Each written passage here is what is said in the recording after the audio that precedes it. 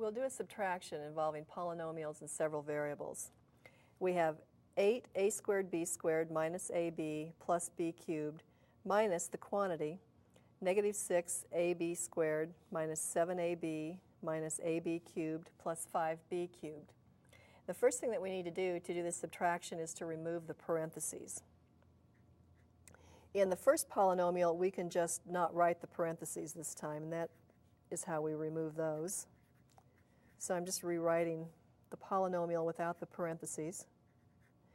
Now, the second polynomial, the parentheses are preceded by a minus sign. So to remove these parentheses, we can rewrite the polynomial with the sign of every term changed. So let's do that. We're changing the sign here, so we'll write plus 6ab squared. Here we'll write plus 7ab. Then we'll have plus ab cubed. And finally, we'll have minus 5b cubed.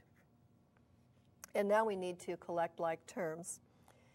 And let's just look through here and see what we have. Let's just start here. I have an a squared b squared term, and that is the only a squared b squared term I have, so I'll just rewrite it.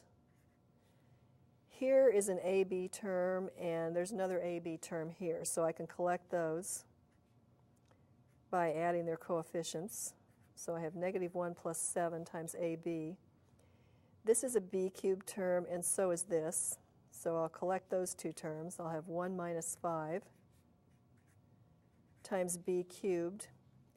Here I have an ab squared term, and it's the only one we have, so we'll just rewrite it, 6ab squared. We've taken care of the ab term. We have an ab cubed term, and we haven't dealt with that yet, so let's just write it. It's the only one. So we'll have plus ab cubed, and the b cubed term we have already taken care of. So now we just need to simplify what we've done here. We have 8a squared b squared.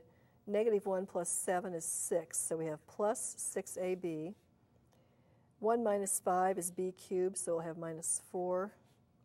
1 minus 5 is negative 4, so we'll have negative 4 times b cubed. And here we have 6ab squared. And then we have ab cubed. So this is the difference of these two polynomials.